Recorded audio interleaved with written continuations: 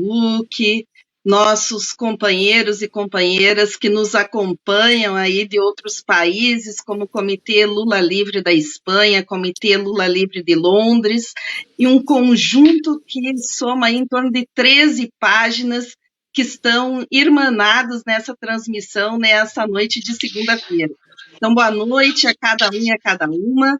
Seguimos aqui com o nosso programa Múltiplas, que hoje vai debater esta mobilização internacional em defesa de Lula livre. E meus convidados são muito especiais. Estarão aqui dialogando conosco nessa noite a nossa companheira Mônica Valente, que representa o Fórum de São Paulo, a Mônica que já foi secretária de Assuntos Internacionais do PT, foi da direção nacional da CUT, é da Executiva Nacional do Partido das Trabalhadoras e dos Trabalhadores, e nosso companheiro Romênio também, Romênio Pereira, que é o atual secretário de Assuntos Internacionais do PT, também já foi nosso secretário-geral e tem uma larga militância e articulação aí com os movimentos internacionalistas. Então, muito bem-vindo, Romênio, muito bem-vinda, querida Mônica. Então, estamos hoje nesta semana, né, que abre aí, nessa grande expectativa de mais um capítulo sobre o julgamento aí da suspensão de Moro, sobre o movimento em defesa da liberdade do presidente Lula, mas mais que a liberdade, deste momento em defesa de verdade, né, em defesa de justiça para Lula, né? Então, sejam muito bem-vindos. E eu queria iniciar aqui pedindo que vocês contassem um pouco para a nossa audiência, o pessoal que nos acompanha essa noite, um pouco desse histórico dessa mobilização internacional em defesa de Lula livre, né? Quantas organizações fazem parte, né? As diferentes dimensões dessa mobilização internacional, que envolve desde governos, partidos, sociedade civil, como é que se dá esse processo de articulação, a intelectualidade, os jornalistas da mídia, né? Que vocês contassem um pouquinho sobre este histórico, esse movimento, e eu queria passar, então, de imediato para o nosso companheiro Romênio, secretário de Assuntos Internacionais do PT. Bem-vindo, Romênio. Muito obrigado, Misiara. Para mim é um prazer estar nesse espaço, na Rede da Resistência. Quero aproveitar para cumprimentar o meu amigo, o companheiro Paulo Pimenta, que tem sido um dos principais articuladores na luta dos trabalhadores e das trabalhadoras, não só no Brasil, mas de grande importância nas questões internacionais. Não, nós estamos... o período que nós estamos enfrentando no PT, e no Brasil, principalmente, de dificuldade com golpes, com muitos movimentos contra a democracia, contra os trabalhadores e trabalhadoras, já vem há muitos anos. Lembro aqui todo o processo que a primeira mulher que foi eleita no nosso país, a presidenta Dilma Rousseff, de quem nós orgulhamos muito, do seu papel, da sua história, na militância de resistência desde a sua juventude, e hoje estamos vendo o que aconteceu com aquele golpe que foi dado na nossa presidenta. Veio aí um governo sem nenhum compromisso com os trabalhadores e as trabalhadoras, de Michel Temer, e hoje temos um governo que envergonha o nosso país, que envergonha em todos os temas que ele trata, na área da saúde, da educação, do meio ambiente, em todos, principalmente da saúde. Eu acho que hoje o movimento, nós temos o Partido dos Trabalhadores como um dos principais partidos do campo democrático e popular de esquerda no mundo, uma das principais forças que nós temos na América Latina, e sabemos o papel que o presidente Lula cumpre em todo o mundo. Não é à toa que ele tem estado nos principais órgãos de imprensa na Europa, na Ásia, na América do Sul, na América Latina, nos Estados Unidos. Então, nós sabemos que o papel que ele cumpre no papel internacional. E hoje o movimento...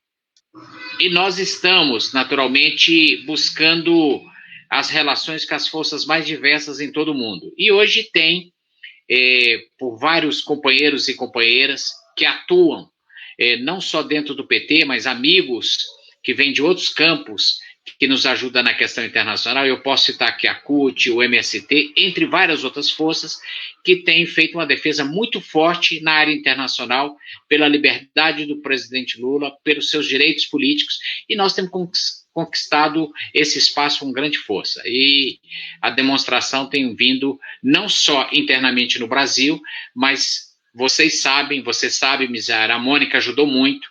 Até pouco tempo a Mônica era a nossa secretária de Relações Internacionais, o papel que os nossos amigos e amigas internacionais cumpriram nessa luta da defesa do presidente Lula e da democracia no país. E tenho certeza que eu acho que mais breve possível nós vamos obter uma vitória em 2022 e voltar a colocar o Brasil no papel que ele tem que cumprir na área internacional. Era isso, minha primeira fala. Obrigada, Romênio. Bem-vinda, Mônica. Fala um pouquinho desta supermobilização. Estamos aqui com companheiros, pelo menos, da Espanha, de Portugal, da França e da Inglaterra, Reino Unido, aqui nos acompanhando, além dos companheiros do Brasil, aqui de diferentes estados que compõem essa nossa rede da resistência. Boa noite, Miziara, muito obrigada pelo convite. Boa noite, Romênio Pereira, meu companheiro de executiva, secretário internacional do PT. Eu quero primeiro cumprimentar todo mundo que está nessa live, mandar um super abraço para o deputado Paulo Pimenta, da Rede de Resistência. E o Paulo é um parceirão na luta internacionalista aqui do PT, do Brasil. Ele sempre está pronto para a luta, como está aqui para as questões nacionais, mas ele é um dos parlamentares mais atuantes nessa área internacional. Mas, como o Romênio disse, nós tivemos e temos, né, uma grande mobilização internacional em torno da causa do Lula livre. Além dos partidos políticos com os quais nós temos relações, fora do Brasil e mesmo no Brasil, nós tivemos uma estratégia junto com a CUT, com o MST, com a UNE, com o Alba Movimentos, com o PCdoB, muitas entidades da sociedade civil, de organizações populares, desde março de 2018. Para você ter uma ideia, nós criamos o Comitê Internacional de Solidariedade ao Lula Livre em março de 2018, e o presidente Lula foi preso um mês depois. Mas o Comitê de Solidariedade já nasceu antes, não só em função, nós na época não imaginávamos que ele seria encarcerado, mas nós sabíamos todo o processo brutal de perseguição política e jurídica que ele vinha sofrendo. Então, no âmbito do Fórum Social Mundial de Salvador, em março de 2018, se criou esse comitê presidido pelo Celso Amorim, que foi ministro das Relações Exteriores do presidente Lula e depois ministro da Defesa da presidenta Dilma, e composto por essas entidades, além do PT, o PCdoB, Alba Movimentos, MST, o Foro de São Paulo, a UNE, enfim, o próprio Fórum, representantes do Fórum Social Mundial. Criamos esse comitê aqui no Brasil, que se apoiou muito nessa luta internacional nos comitês do exterior, porque o PT sempre teve núcleos de petistas no exterior. Hoje um trabalho que o Romênio está brilhantemente conduzindo nesse período, esses núcleos de petistas no exterior, na Espanha, na França, na Itália, no Reino Unido, nos Estados Unidos, você mencionou, alguns deles aqui devem estar nos assistindo, eles já existiam, já vinham se mobilizando em torno da mobilização contra o golpe, contra a presidenta Dilma, e também, a partir da criação do Comitê Internacional, presidido pelo Celso Amorim, se engajaram também nessa atuação internacional, em primeiro lugar, pelo Lula livre, mas a primeira grande tarefa de todos nós, no Brasil e no exterior, foi esclarecer o que estava acontecendo no Brasil e mostrar que o presidente Lula era inocente, como agora foi comprovado, que havia uma tramóia, uma manobra de um juiz suspeito e parcial que tinha interesses pessoais e políticos na condenação do presidente Lula e na retirada dos seus direitos políticos. Então, nós tivemos todo um trabalho de esclarecimento. E depois da prisão do presidente Lula, esses comitês no exterior e mesmo no Brasil, mas também no exterior, eles continuaram fazendo esse trabalho de informação, de difusão de informações corretas, porque a mídia brasileira, infelizmente, não informa. Interessante, Miziara, que por essa atuação dessa nossa militância no exterior, e aí não é só do PT, é do PT, do MST, do PCdoB e muitos outros, Alba Movimentos, é que a gente conseguiu chegar à imprensa internacional que passou a noticiar de uma maneira menos parcial, e isso impactou a grande mídia corporativa aqui no Brasil. Então, isso foi um trabalho importantíssimo, porque foi de fora para dentro que nós começamos a destruir essa narrativa perversa e mentirosa.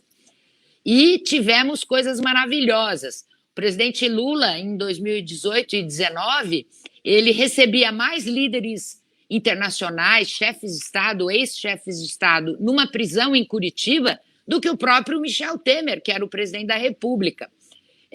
Veio o ex-presidente do Parlamento Europeu, Martin Schulz, do Partido Social-Democrata Alemão, o Samper, ex-presidente da Colômbia, o Pepe Mujica, ex-presidente do Uruguai, o Noam Chomsky, intelectual importantíssimo estadunidense, e uma série de outros grandes, eu nem sei, nem sei a lista inteira, o presidente de centrais sindicais, o presidente Richard Trumka, da Central Sindical Norte-Americana, muito parceira da CUT, e esse trabalho ele foi aos poucos criando uma opinião, uma massa crítica de opinião no exterior que influenciou muito aqui no Brasil. E o presidente do nosso comitê, o Celso Amorim, também fez um trabalho de articulação importantíssimo junto aos juristas e intelectuais no exterior. Foram pelo menos 2 ou 3 manifestos de juristas, inclusive no julgamento da suspeição do ex-juiz Moro pela segunda turma, os juízes do Supremo mencionaram esses manifestos e esses juristas, a Susan Ackerman, que é uma grande jurista estadunidense, o Luigi Ferraioli, um grande jurista italiano, foram mencionados na própria sessão que concluiu pela suspeição do juiz Moro. Isso tudo é fruto dessa ação internacional, que foi do PT, mas de muitos parceiros nossos aqui, não foi só do PT, das organizações populares, sociais e sindicais do Brasil e no mundo, nossos amigos. Por exemplo, os cubanos, a Central Trabalhadores Cubanas e a União dos Jovens Comunistas, da Juventude Comunista, no ano de 2019, eu acho que foi 2019, recolheu em um prazo de uma semana 2,5 milhões de assinaturas no abaixo-assinado pelo Lula Livre. Muito significativa mesmo. Muito. Essa ação, né? Cuba tem 11 milhões de habitantes. Eles falaram, se tivesse mais tempo, porque a gente queria entregar o presidente Lula no aniversário dele daquele ano. Sim. Eles falaram, se a gente tivesse mais tempo, a ilha inteira tinha assinado. Uma coisa lindíssima. Né? E foi isso que permitiu ou pressionou os órgãos judiciais brasileiros, na minha opinião, mais a nossa mobilização e denúncia nacional, a chegar a esse resultado que nós chegamos na última semana. Nós podemos dizer que a solidariedade internacional, que é uma marca da esquerda, né, histórica dos movimentos de esquerda, dos partidos de esquerda, e da luta em defesa dos direitos humanos, foi fundamental nesse processo do presidente Lula, né? Que não é só a sua liberdade, agora nós estamos falando desse segundo momento que estamos vivendo, que é uma busca por verdade, por justiça, por reparação efetiva, né, a todos os danos, não só sofridos pelo presidente Lula, pela sua família, mas do Partido dos Trabalhadores e a sociedade brasileira que tem que enfrentar aí todos os dias este governo, né, que implementa uma necropolítica. Mas essa estratégia, nós tivemos vários interlocutores nesse processo, né, o Celso Amorim é a grande expressão, acho que ele tem um papel realmente destacado, uma pessoa muito competente, muito dedicada, né, se entregou militantemente nessa tarefa. Nós tivemos outros interlocutores importantes, a presidenta Dilma também cumpriu, né, Romênio, um papel nessa articulação. Eu lembro de uma ida dela uma visita à Angela Davis, né? E eu lembro que a Angela Davis pegou aquele cartaz do Lula livre em várias línguas, né? E eu achei aquilo tão emblemático, porque me parece também, e eu até gostaria que o pessoal comentasse, aqui a gente tem quase 200 pessoas no Facebook, temos mais outras páginas e o YouTube agora nos acompanhando, mas me parece que essa resistência ela também teve uma marca feminina, muito assim, uma ampla participação feminina, uma ampla participação das mulheres, né? Assim como no Brasil, também nesse processo de mobilização internacional, né? Tanto contra o golpe a Dilma e depois na defesa do Lula livre, né? Podia falar um pouquinho, Romênio, sobre isso, depois a Mônica comentar. Eu até aqui faço uma homenagem e para mim uma alegria enorme estar dividindo esse espaço com duas companheiras da Executiva Nacional que têm cumprido um papel tanto internamente no Brasil como fora de grande importância. Mas eu quero citar aqui 3 pessoas. Sempre que a gente cita as pessoas, a gente sempre acaba cometendo um erro e esquecendo alguém. Mas eu quero citar a presidenta Dilma. A Mônica, até pouco tempo, até um ano e pouco, era a nossa secretária de Relações Internacionais. A presidenta Dilma viajou o mundo e representou muito bem, até as consequências que nós tivemos aqui com o golpe contra ela, contra a democracia. E hoje estamos vendo as consequências de uma forma muito forte. O Brasil chegando a mais de 30 milhões de brasileiros e brasileiras abaixo da miséria, o desemprego enorme e vários ataques que nós estamos vendo a toda a sociedade brasileira. Então, a presidenta Dilma cumpriu um papel muito forte. Uma viagem, inclusive, que eu tive a alegria de dividir com a Mônica, com a presidenta Dilma e com a presidenta Gleice, foi uma viagem que, por exemplo, nós fizemos a Moscou. Ontem que nós tivemos várias atividades, e uma das atividades foi o presidente Putin que recebeu a presidenta Dilma Rousseff. Mas ela foi, com certeza, uma das nossas principais lideranças nessa defesa do presidente Lula. Outra companheira, Mônica.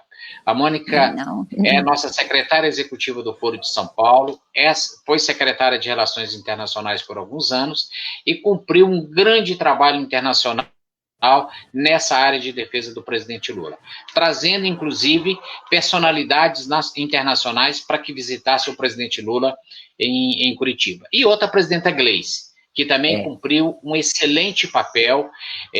Nós estamos sendo dirigidos com a grande competência, com a grande qualidade dessa companheira e que também cumpriu um papel internacional de muita força. Então, assim, o presidente Lula teve vários companheiros, entre eles o Celso Amorim, teve o Mercadante, entre outras lideranças do campo popular e democrático, do campo urbano e rural, mas tivemos também uma presença muito forte, Misiara, de companheiras mulheres na defesa do presidente Lula. E nós sabemos, eu até quero dividir, porque hoje eu sei que várias pessoas que estão nos acompanhando no exterior são núcleos coordenados por companheiras mulheres que têm cumprido um papel com muita força nos núcleos e na nossa relação internacional por todo o mundo. Era isso. Exatamente. Acho que os núcleos, a maioria dos núcleos que eu conheço são coordenados aí por mulheres. Parabéns aí às mulheres dos comitês Lula Livres. Estamos aqui com a página também Brasileiros no Exterior por OPT, a Brigada Herzog, Lula Day, né? A página do Lula Day da Espanha. Então, são vários companheiros e companheiras muito queridos, assim, dedicados, né, nos acompanhando. E essa viagem que foi uma das últimas viagens, depois o presidente acabou indo mais para o final do ano passado a Cuba, mas antes, né, da pandemia, ali aquela visita também que foi feita ao Papa, né? Esse acolhimento, né, do Papa Francisco e toda a polêmica que teve sobre o seu emissário, a ida, né, à Polícia Federal em Curitiba, se era verdadeiro esse emissário, não era, mas como é que foi essa articulação, né? Eu acho que o Papa Francisco é um ícone importante, demonstra a grandeza de Lula para o mundo, né? Essa abertura aí de agenda e essa, a todo momento, ele coloca e se manifesta, né, sobre a questão da justiça para o presidente Lula. Fala um pouquinho para nós aí, Mônica, esse momento aí. Primeiro, eu queria super concordar com o Romênio. A presidenta Dilma Em todas as viagens internacionais que ela fez na época, ela cumpriu essa agenda do Lula livre. Ela é uma chefe de Estado. Era recebida, como continua sendo, mesmo tendo sido deposta, ela era recebida como chefe de Estado. Foi recebida, como disse o Romênio, pelo Putin, foi recebida pelo Antônio Costa, o primeiro-ministro de Portugal, a Angela Davis, o Jeremy Corbyn. Se tem gente do Reino Unido aí ouvindo, deve lembrar disso. E a presidenta Gleisi, né? A presidenta Gleisi, ela é uma presidenta que tem uma profunda compreensão do valor que tem as relações internacionais para um partido de esquerda como nós, do PT, em que a solidariedade, a luta conjunta são valores fundamentais, a solidariedade, a cooperação.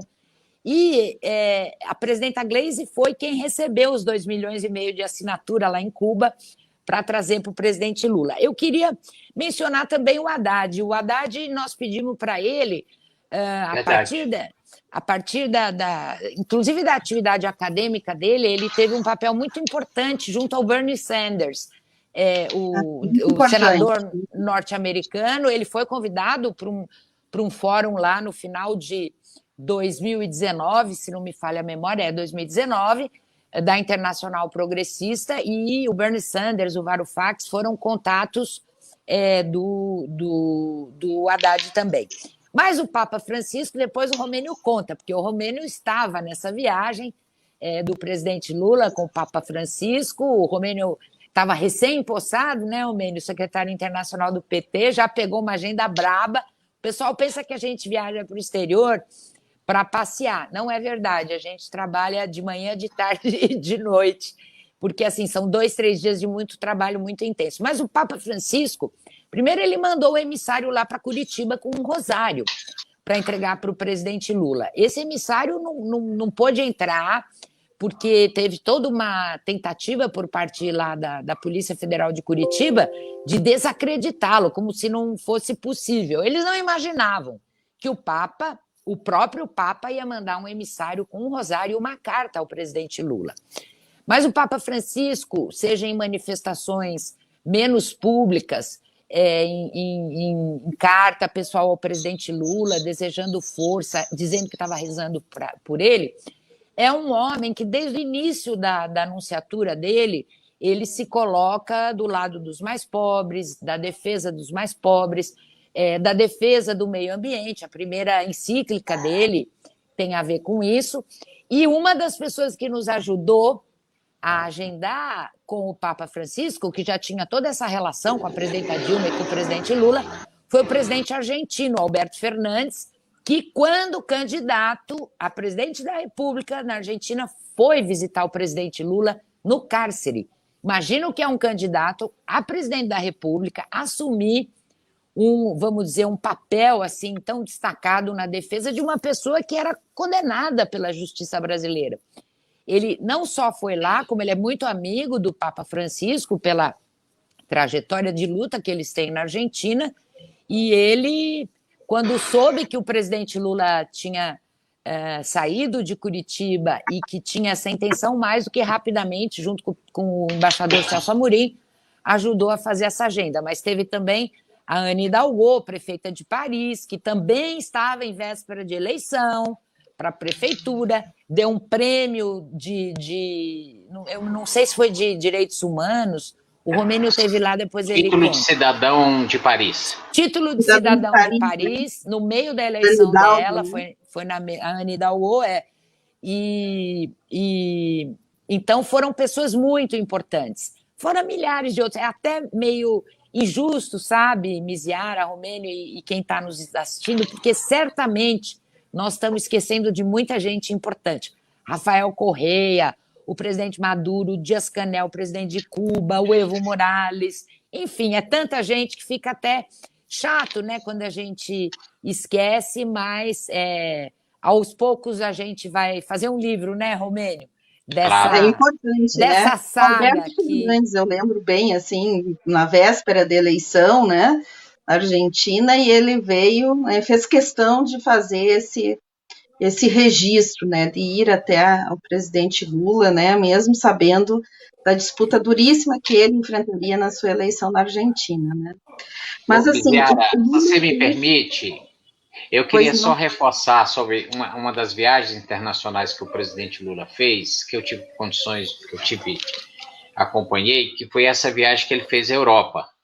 Ele passou por Paris, onde que ele recebeu o título de cidadão de Paris, numa atividade muito grande, com grande cobertura da mídia.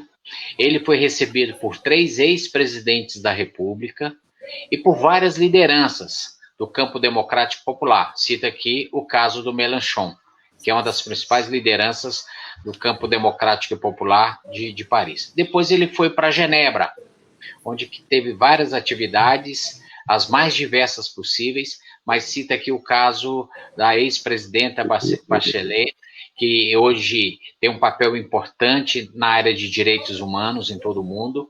E depois nós fomos para Berlim, onde tivemos várias atividades, e ele sendo recebido naturalmente com o papel que ele cumpre em todo o mundo, principalmente sabendo o papel que o Brasil cumpre na América Latina. E depois que o presidente Lula assumiu a presidência em 2003, em janeiro de 2003, nós vimos um presidente da República com um olhar muito forte para as questões internacionais, pela questão da África, da Ásia, da América Latina.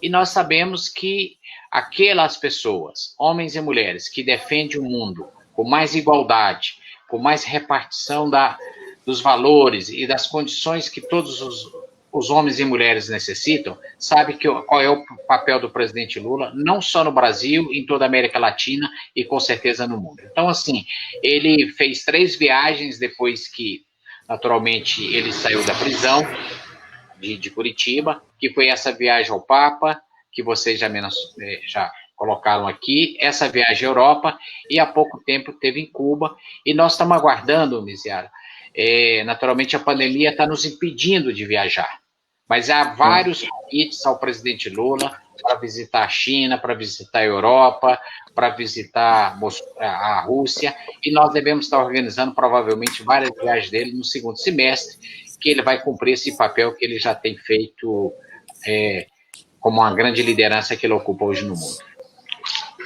Agora, o presidente Lula, né, não precisa estar à frente do governo para desempenhar esse papel de liderança internacional. Acho que esse é o elemento fundamental, né? O Lula saiu da prisão, no dia seguinte estava já fazendo um grande movimento em prol da vacina, defendendo os interesses do Brasil, os interesses, né, das populações dos países mais excluídos, né, na geopolítica internacional, né, defendendo a quebra das patentes, fazendo uma gestão junto aos governos da China, né, junto ao governo da Rússia, trabalhando aí em solidariedade aos companheiros de Cuba, né, para que eles possam ter a condição aí de poder produzir e distribuir as suas vacinas, são 5, né, Mônica, 5 vacinas.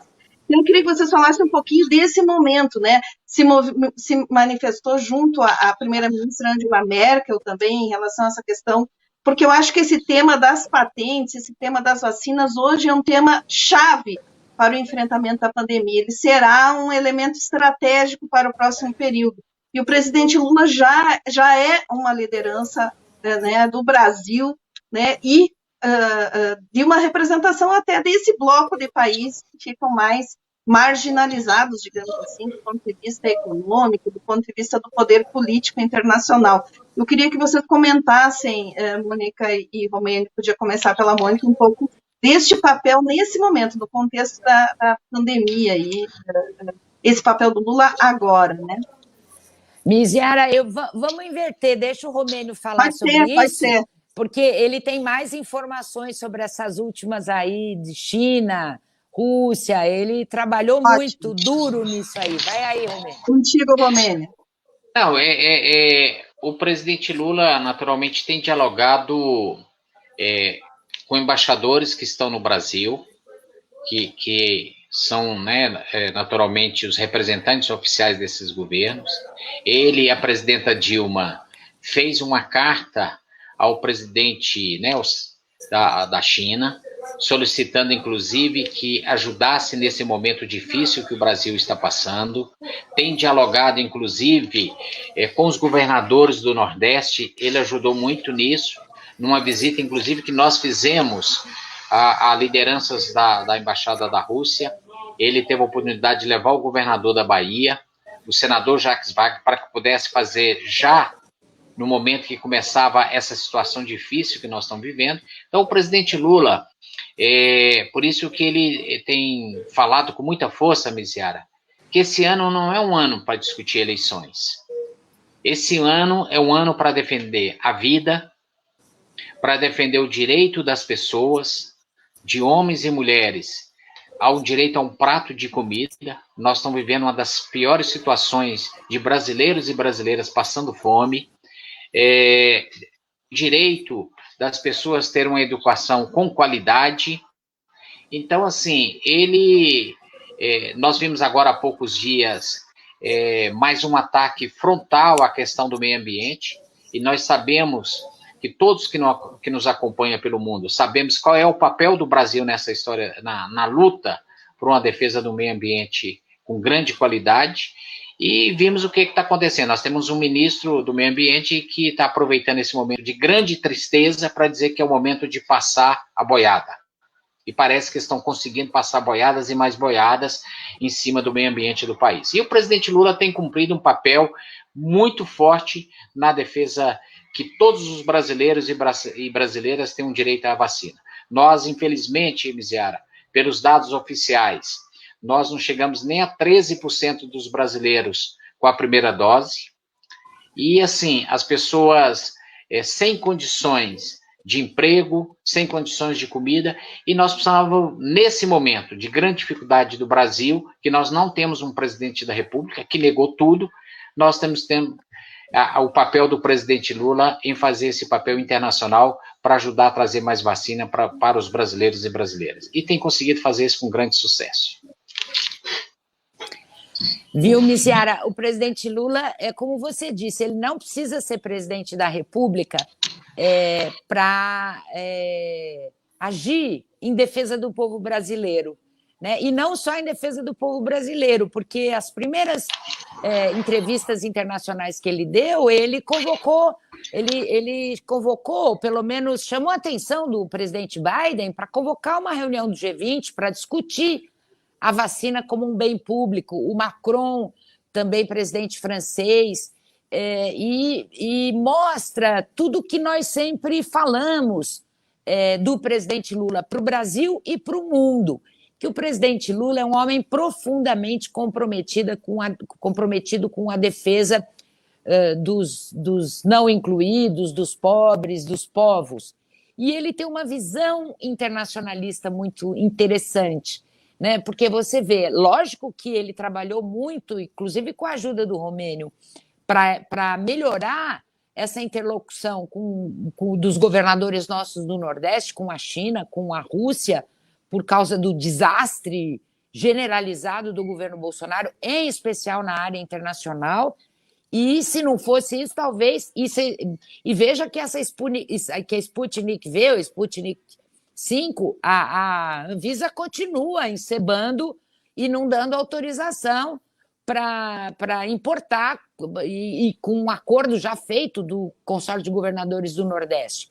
E o presidente Lula, ele com essa visão internacionalista, não só preocupado com o destino dos brasileiros e das brasileiras, também fez muitos chamados a esses líderes de outros países, líderes internacionais, para agirem em relação a isso. Vacina como um bem público, quebra de patente, está sobrando vacina nos Estados Unidos, e os Estados Unidos já disse, primeiro é o nosso povo, segundo é o nosso povo, terceiro é o nosso povo, depois o que sobrar nós vamos dar para a ONU. E é uma visão pouco multilateral, porque se tem uma coisa que essa pandemia ensinou para o mundo e para a humanidade é que ninguém vai se salvar sozinho, porque não adianta controlar a Covid-19 nos Estados Unidos, não só pelas pessoas que viajam, mas pela troca de de insumos, pela troca pela exportação e importação. Não adianta debelar a Covid-19 nos Estados Unidos se não debelar aqui no Brasil ou na África ou não sei onde. Então, esse é um problema da humanidade. Ninguém se salva sozinho, além de tentar compreender como é que um vírus que já existia na natureza em outros animais pula para o organismo de um ser humano e causa uma doença que a gente não sabe a sua extensão, suas sequelas, e não sabe o que vai ser. Isso mostra que temos que nos preocupar com a preservação do meio ambiente, com certeza.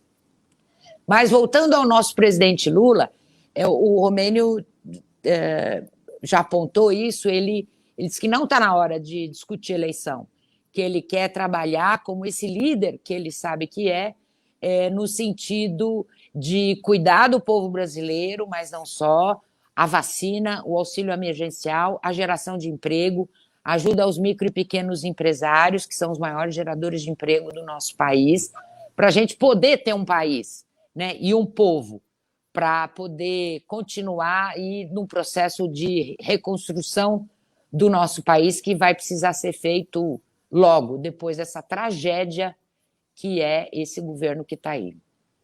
Agora, essa mobilização, esse movimento de solidariedade internacional, presidente Lula, se deu muito também pela trajetória, né, do presidente, mas também pelas políticas, né, internacionais, assim, praticadas pelos nossos governos, tanto de Lula quanto de Dilma, né? O papel-chave dos BRICS, né? Se a gente for analisar agora essa questão da produção das vacinas, o quanto que ela está centrada, né, nos BRICS, né? Então, temos aí, né, a própria Rússia, a China, a Índia, né, produzindo vacinas. Então, quanto foi importante também essas iniciativas internacionais de articulação com os países em espaços que pudessem fazer um outro tipo, né, de ação contra-hegemônica aí ao neoliberalismo internacional, né, ou essa visão, né, tão mesquinha de humanidade, né, que acabou hegemonizando por um bom período. Mas eu vejo, assim, ares que sopram aqui na América Latina nesse último período, no mundo também. Então, eu queria que vocês comentassem um pouco esta retomada, digamos assim, dos processos, assim, não é só no Brasil que começa a ter um questionamento, né, de todos esses golpes dentro da própria democracia que nós sofremos, né, mas essa retomada um pouco do campo popular, democrático, né, nesse momento, num momento em que o mundo, né, enxerga o capitalismo nu, né, porque a pandemia colocou o capitalismo, né, despiu o capitalismo. A gente viu a sua crueldade, a gente viu que as pessoas não são o centro das políticas, né, é exatamente o lucro que prevalece. E esse tema das vacinas é isso, né? O Boaventura fala que as vacinas são ouro líquido, né? Então, que vão controlar esse novo período aí, histórico, político e econômico. Então, queria que vocês comentassem um pouquinho. Me perdi aqui na rodada. Né?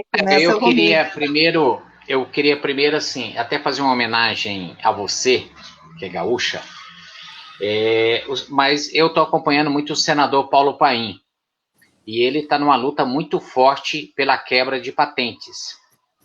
E então, assim, ele tem postado muito nos nossos grupos, tem visto um belo trabalho dele. Segundo, nós temos um governo que o prazer dele é atacar forças que não concordam com ele. E como ele perdeu aquele que colocava a coleira nele, que era o Trump, ele está cada dia mais sozinho na visão dele de mundo. Mas os ataques que ele fez a Maduro e a Venezuela, e nós vimos que no momento mais crítico que nós enfrentamos no Amazonas, quem que nos forneceu de uma forma muito parceira, muito solidária, foi justamente o governo da Venezuela. Então, assim, esse é o momento... Esse registro, Romênio, muito importante. Por isso que, assim, esse não é o momento de ficar brigando com ninguém. Esse é o momento de salvar vidas. E assim, Miseara, o último ministro, porque nós estamos indo para o quarto ministro, e eu espero, acho que a CPI vai nos trazer notícias muito fortes dos descasos, do desrespeito, da forma que foi tratada a questão da Covid-19 no Brasil, mas o ministro há poucos dias disse que estaria vacinando 1 milhão de pessoas por dia. O dado de ontem é 150 mil pessoas. Lógico que a gente fica feliz. Foram 150 mil pessoas novas sendo vacinadas, mas está muito longe para ser 1 milhão. Então, assim, muito pouco. o Brasil, representa 3% da população mundial, mas, infelizmente, temos 11% de óbitos de todos os mortos no mundo. Então, assim, por isso que nós precisamos de lideranças e pessoas fortes como o presidente Lula. E não só o presidente Lula, mas o Partido dos Trabalhadores e as forças que hoje nós estamos buscando a construir no país e, naturalmente, nas nossas relações internacionais. Depois a Mônica vai poder nos dizer mais aqui sobre a América Latina. É o momento de salvar vidas, e salvar vidas pela vacina, salvar vida pelo emprego, salvar vida pela alimentação, e é esse o papel que o presidente Lula cumpre no Brasil e, naturalmente, está cumprindo em todo o mundo. Olha só, nós temos muitas pessoas comentando na página, no Facebook, na nossa página de origem, temos mais de 400 pessoas, né? Está aí a Renê de Madrid, a nossa querida Nara de Londres. Estamos com o pessoal da FEPAL, que é a Federação Árabe Palestina Brasileira, nos acompanhando, a vice-presidenta da FEPAL, a minha amiga Fátima Ali. Temos pessoas aqui do Maranhão, nossa turma do Maranhão, viu, Romênio? Sempre firme e forte aqui conosco, nos acompanhando. Do Rio Grande do Sul, minha querida amiga Renate Abelim, tantos amigos, Edgar Sper, pessoas da lideranças dos movimentos sociais populares, do MST, da CUT. Então, é uma militância muito linda que nos acompanha agora nesse momento. Contigo, Mônica. Aí. Parabéns a todos e muito obrigada por vocês estarem aqui, nossos amigos de todo o Brasil e de todo o mundo. Misiara, você falou uma coisa muito importante, que esse reconhecimento internacional do presidente Lula e da presidenta Dilma tem muito a ver com os governos que eles fizeram aqui no nosso país e com essa política internacional de cooperação e de solidariedade que eles desenvolveram. Eu outro dia falava, aqui no âmbito da América Latina, quando eu estava na maior torcida para o Andrés Arauz, um candidato progressista do Equador, de ganhar as eleições no dia 11 de abril, infelizmente ele perdeu aquelas eleições, mas eu dizia que o Equador, se nós tivéssemos a vitória do Arauz, nós conseguiríamos parcialmente reativar a Unasul, que uma das primeiras coisas que teve na Unasul foi a criação de um Conselho de Ministros de Saúde. Imagina se a gente tivesse... A Unasul ela foi desativada quando nossos governos quando nós perdemos eleições ou quando fomos golpeados. Esse Conselho de Ministros de Saúde da Unasul poderia ter tido um papel fundamental para toda a nossa região, em termos de compra de vacinas, distribuição de medicamento. Era uma coisa super simples de fazer. A CELAC, que é a Comunidade Latino-Americana e Caribenha de Nações, poderia, nesse momento, se nós tivéssemos uma outra conjuntura, estar fazendo um pool de países para ajudar a produção de uma das 5 vacinas cubanas, que são bem público. E a CELAC, diga-se de passagem, a CELAC é a única organização que nós temos que Cuba participa. Eu nunca me esqueço da presidenta Dilma, quando teve essa reunião da comunidade latina, aliás, antes da reunião, que perguntaram, a imprensa perguntou para ela, mas vocês vão criar a CELAC com a participação de Cuba?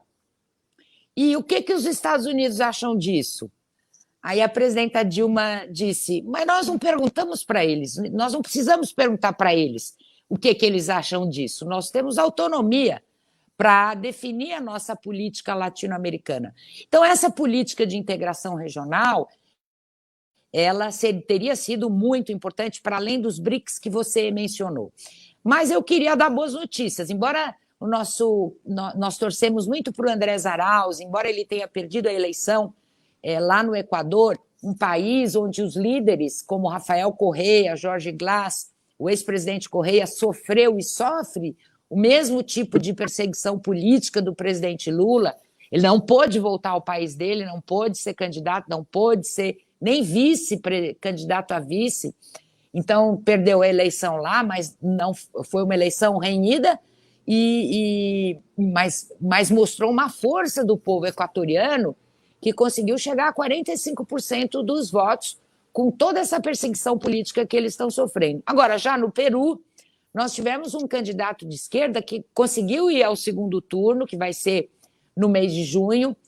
Tivemos todas as mobilizações populares e sociais do Chile em 2019, vai ter uma eleição para uma nova constituinte, uma nova constituição.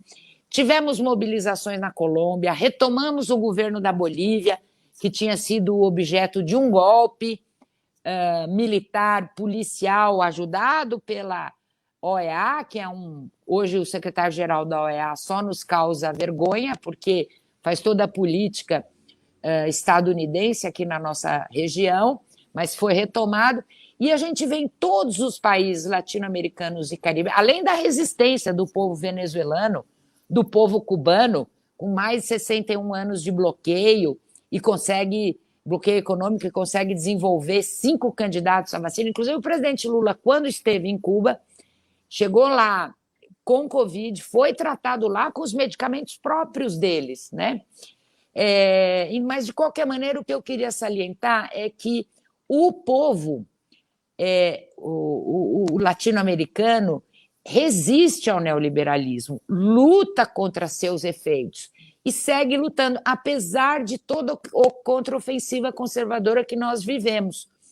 E isso é muito importante, porque nos dá, vamos dizer, esperança de que mais cedo do que tarde nós vamos também fazer essa mudança aqui no Brasil. Lógico que não estamos discutindo eleição agora, mas como eu digo, até as pedras sabem que se a gente muda a correlação de forças no Brasil e elege um outro governo de inclusão social, de soberania, de integração, de combate à pobreza, tudo que o presidente Lula e a presidenta Dilma já fizeram, muda de novo a cara da América Latina. Então, vamos nos irmanar com os nossos povos irmãos, ser solidários. Quero chamar todo mundo, viu, Miziara? Vou pedir para você botar aí nesse canal. Nós vamos fazer uma grande campanha latino-americana contra o bloqueio, chama Bloqueio Não, Solidariedade Sim, tendo em vista a Assembleia Geral da ONU, que ocorre em junho, contra o bloqueio a Cuba, Venezuela, Nicarágua, Irã, outros países, tem muitos países. Excelente. Né? Estamos com os companheiros aqui da Fundação José Martí, do Rio Grande do Sul, aqui em apoio a Cuba, nos acompanhando também. Muito bem-vindos aí.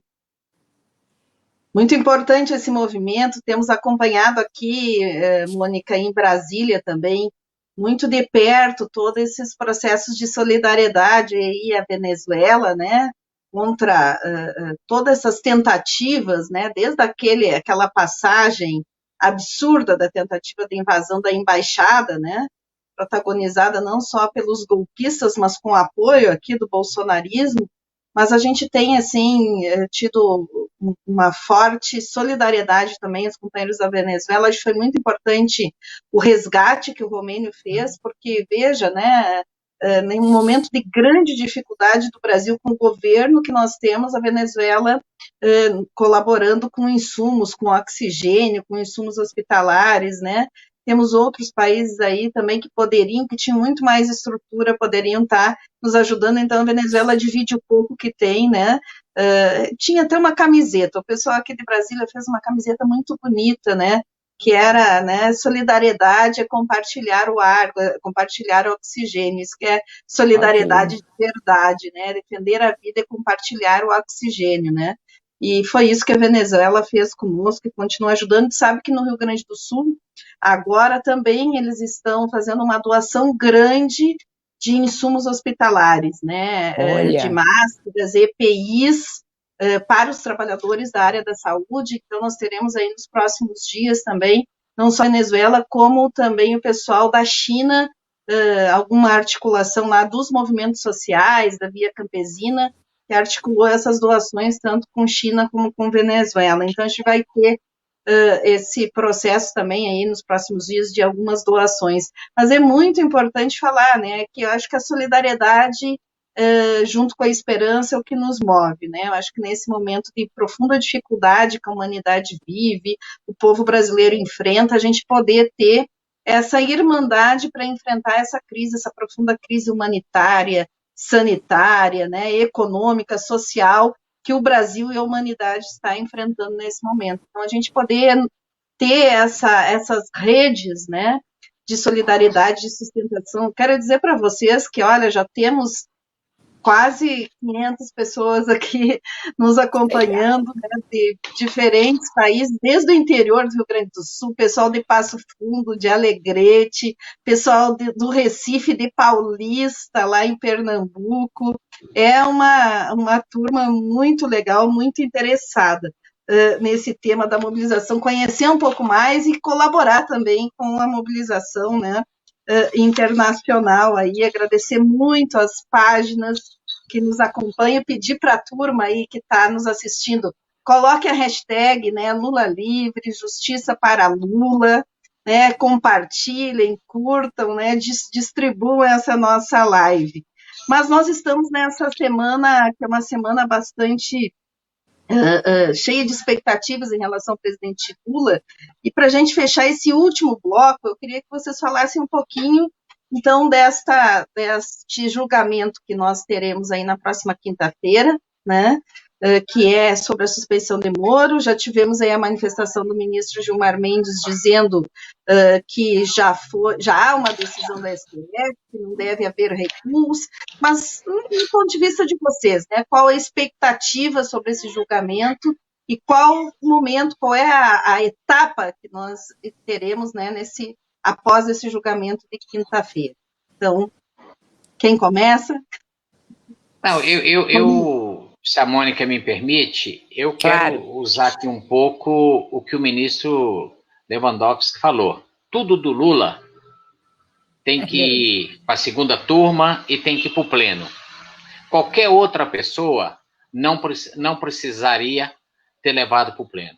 Então, assim, e sabem, da mesma forma que em 2018, tiraram o direito de disputar as eleições, todos nós que estão aqui nos assistindo, Miséria, sabe que ele seria hoje o presidente da República e com certeza o país seria totalmente diferente.